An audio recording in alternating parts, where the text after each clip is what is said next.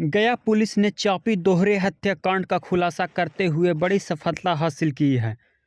त्वरित कार्रवाई करते हुए पुलिस ने इस सनसनीखेज हत्याकांड में शामिल 2 अभियुक्तों को गिरफ्तार कर लिया है। पुलिस ने अभियुक्तों को पास से घटना में प्रयुक्त एक चाकू और एक टांगी और 2 मोबाइल फ़ोन बरामद किया है और घटना के दिन पहनी गई खून से सनी टी-शर्ट भी बरामद की गई है। बताया जा रहा है कि 26 दिसंबर 2025 को शेरघाटी थाना क्षेत्र के चापी गांव में पति पत्नी की गला रेतकर निरंशंस हत्या कर दी गई थी। घटना की सूचना मिलते ही वरीय पुलिस अधिकारियों को अवगत कराया गया और मौके पर पहुंचकर पुलिस ने घटना स्थल को सुरक्षित करते हुए शव को पोस्टमार्टम के लिए मगध मेडिकल अस्पताल भेज दिया गया। इस मामले में शेरघाटी थाना कांड संख्या 523/25 दर्ज कर जांच की शुरू कर दी गई। पुलिस उप महानिरीक्षक सह वरीय पुलिस अधीक्षक गया के निर्देश पर एक विशेष जांच टीम की गठन किया गया, जिसमें शेरघाटी थाना पुलिस एवं तकनीकी सेल को शामिल किया गया। जांच के दौरान पुलिस ने तकनीकी साक्ष्य और गुप्त सूचना के आधार पर मनोज मांझी और रघनी मांझी को गिरफ्तार कर लिया है। पूछताछ में अभियुक्त रघनी मांझी ने अपना अपराध स्वीकार करते हुए बताया कि प्रदीप यादव मनोज मांझी की पत्नी से अवैध संबंध था, जिस कारण मनोज मांझी और उसकी पत्नी के बीच अक्सर विवाद होता था। इसी रंजिश में मनोज मांझी, रघनी मांझी एवं अन्य साथियों मिलकर हत्या की साजिश बनाई। खलिहान में सो रहे प्रदीप यादव के तहत हथियार रेतकर हत्या कर दी गई। घटना के समय मृतक की पत्नी ने अभियुक्तों को पहचान लिया, जिसके बाद पहचान छिपाने के उद्देश्य से उसकी भी हत्या कर दी गई।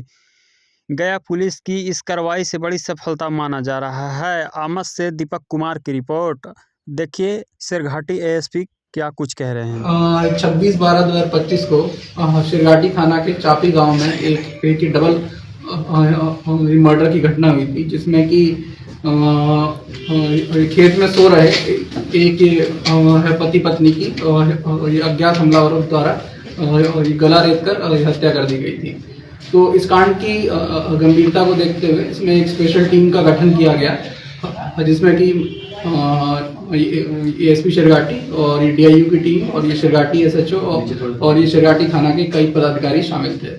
तो जो हम लोग की स्पेशल टीम थी, इसमें मतलब कि सघन अनुसंधान किया, क्योंकि ये एकदम ही ब्लाइंड केस था। तो ये मतलब कि काफ़ी चैलेंजिंग था, पर हम लोग ने इसमें मतलब कि आसपास में जो ये डंप लेकर पूरा टेक्निकल एनालिसिस और ये आसपास के गांव में और ये कई छोटी छोटी टीमें भेजकर पूछताछ किया। और इसके अलावा जो भी हम लोग के एफएसएल के जो साक्ष्य थे और जो अन्य जो हम लोग के पास एविडेंस थे, उससे इस केस में सघन अनुसंधान किया गया। और इससे फिर ये सामने आया कि चापी गांव का ही एक आदमी है मनोज मांझी, जिसका कि जो ये मृतक है प्रदीप यादव, इसकी जो ये मृतक है इसका जो ये मनोज मांझी की पत्नी के साथ अवैध संबंध था।